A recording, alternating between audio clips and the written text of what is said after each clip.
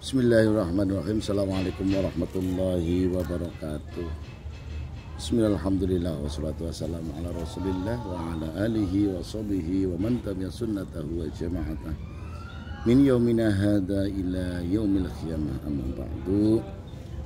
Pada kesempatan hari ini kita akan membahas masalah rukhsah dalam beribadah kepada Allah Subhanahu wa taala.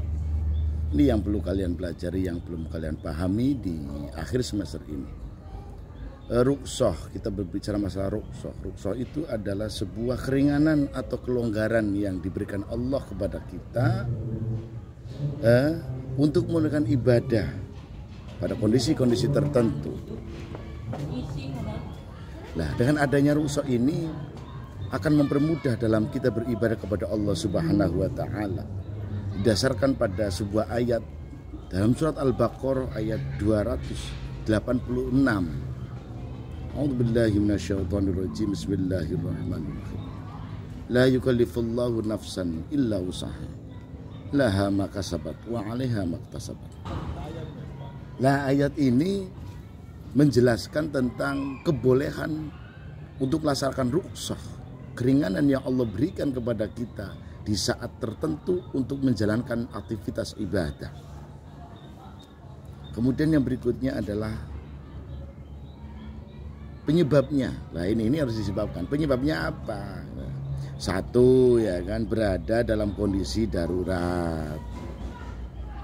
Contoh, ketika kita lagi di bulan puasa, kemudian kita mudik perjalanan.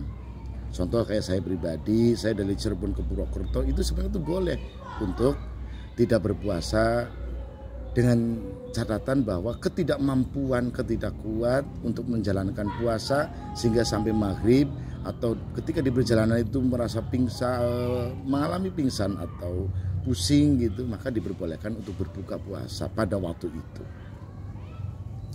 Kemudian ketika kita posisi hujan yang lebat, kita diperbolehkan untuk tidak melaksanakan Jumat di masjid karena banjir atau karena gempa atau tsunami atau yang lainnya, sehingga menjalankan sholatnya digantikan sholat zuhur. Nah, ini jadi ada kondisi darurat dan juga ada yang kedua adalah adanya halangan. Contoh halangannya apa? Ketika saya perjalanan ziarah Wali Songo, kemudian di saat perjalanan otomatis kita tidak bisa langsung masuk ke POM 1 atau ke rest area, maka ketika sholat zuhur dengan asar dikosor, menggabungkan atau meringkas zuhur dengan asar di waktu. Contoh ketika berada di waktu zuhur, maka dinamai jamak qadim, ya, jamak takdim, ya, atau jamak takdim.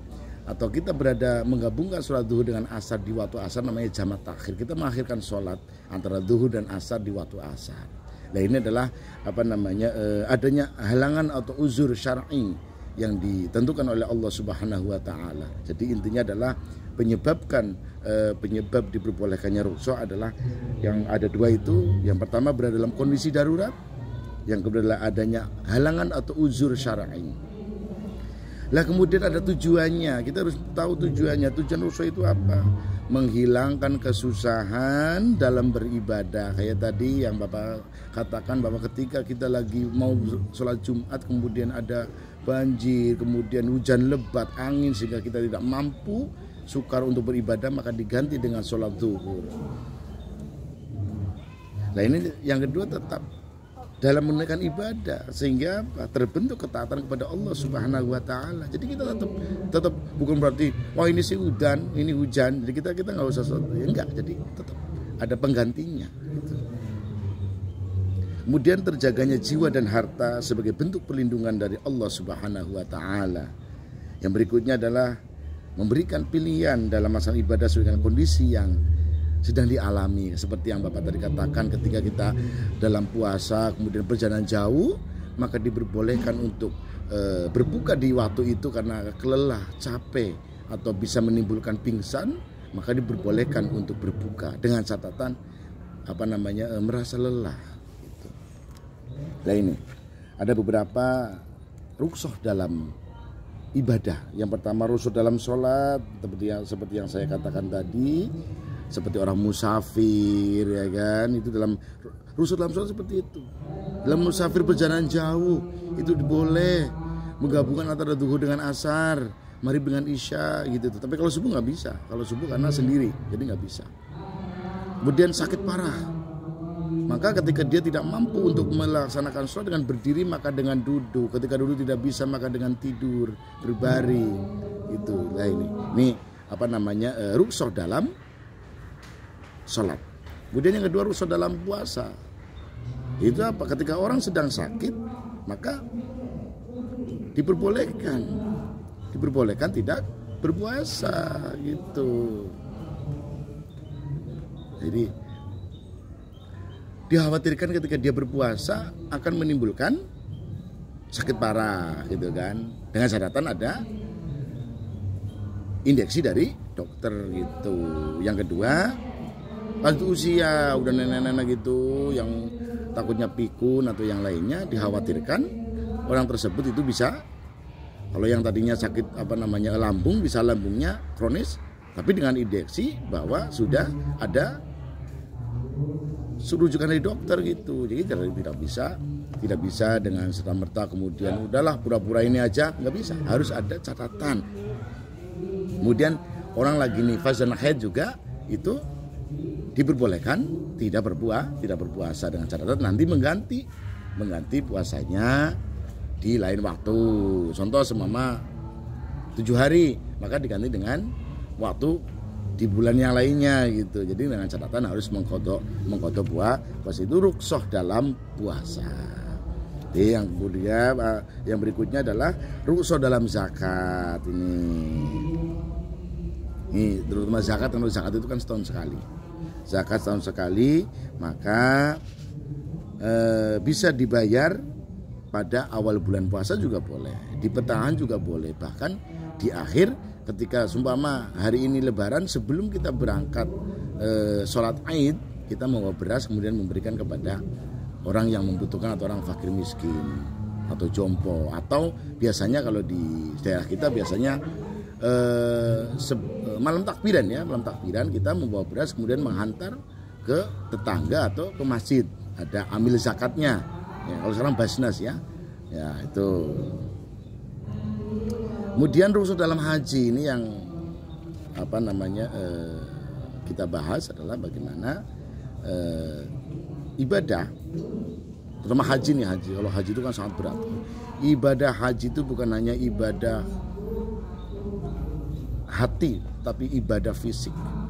Fisik bagaimana menjalankan kekuatan dalam beribadah sehingga sekuat tenaga, sekuat pemikiran bisa menjalankan aktivitas haji dari mulai pertama kali masuk ke Mekah sampai selesai di Mekah pindah ke Madinah, dari mulai di Madinah sampai selesai di Madinah. Pokoknya semua syarat wajib rukun-rukunnya harus diselesaikan, dan itu membutuhkan bukan hanya hati, pikiran, tapi juga tenaga yang ekstra, karena kaitannya dengan lempar jumroh, kemudian sa'i, kemudian tawaf mengelilingi Ka'bah. Ya kan, itu kan yang kita tahu, yang namanya ibadah haji itu kan ibadah yang luar biasa yang harus dengan fisik tenaga yang ekstra itu. Maka ketika orang tidak mampu, maka ada beberapa yang bisa dikatakan ketika lagi tawaf maka bisa menggunakan tandu atau kursi roda. Kalau tawaf kan mending Ka'bah, itu bisa dengan kursi roda. Tawaf, sa'i, kemudian ketika melempar jumroh itu mengambil batu kecil kemudian melempar jumroh, melempar setan itu kan. Ketika tidak mampu maka boleh diwakilkan. Nah itu apa hikmahnya? Apa hikmah dari itu semua? Hikmah itu semua itu memudahkan melaksanakan ibadah. Jadi dimudahkan oleh Allah Subhanahu wa taala. Jadi dengan adanya kemudahan bukan berarti kita itu leha-leha, santai-santai, tapi harus berupaya sekuat tenaga untuk beribadah. Tidak boleh dengan adanya rukhsah itu malahan menyepelekan, itu tidak boleh gitu ya. Ini pentingnya hikmah dari adanya rukhsah, baik itu sholat, puasa, zakat atau haji. Yang kemudian yang kedua adalah menumbuhkan semangat beribadah, gitu kan? lebih semangat beribadahnya. Ketika dia tidak mampu Jumatan karena hujan, karena begini, boleh dengan sholat zuhur di rumah. Ketika Jumatannya di situ kedengaran khotib sedang khutbah, dengarkan saja dari rumah, tapi diganti dengan sholat zuhur 4 rakaat, bukan 2 rakaat tapi 4 rakaat. Karena apa? Posisinya tidak menjalankan sholat Jumat. Kemudian yang kedua, menumbuhkan sikap disiplin untuk tetap menunaikan ibadah dengan tetap menjalankan waktu-waktunya. Ya kan, ketika zuhur sama asar, sholatnya di waktu asar, ya maka niatnya adalah jamak takhir gitu. Ketika di sholat zuhur berarti jamak takdim, karena mendahulukan asar di waktu zuhur. Kalau mengakhirkan sholat berarti di waktu asar lah itu namanya jamak takhir dan jamak takdim itu. Tuh, jadi intinya adalah bagaimana kita dengan adanya rukhsah dari Allah Subhanahu wa taala ini, kita senantiasa beribadah dengan baik. Toleransi dari Allah ini toleransi dari Allah Subhanahu wa taala ketika melihat umatnya yang kesusahan dalam beribadah, maka Allah memberikan rukhsah seperti yang didalilkan dalam surat Al-Baqarah ayat 186 ya.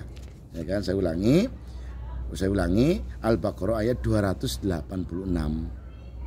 Ya, kalau 186 tentang yang lainnya, tapi kalau 286 adalah dalil yang menjelaskan tentang kebolehan rukhsah, ya kan, beribadah kepada Allah Subhanahu wa taala. Yaitu itu tentang bab rukhsah. Jadi kita berlanjut di bab berikutnya. Wallahu a'lam bishawab. Assalamualaikum warahmatullahi wabarakatuh.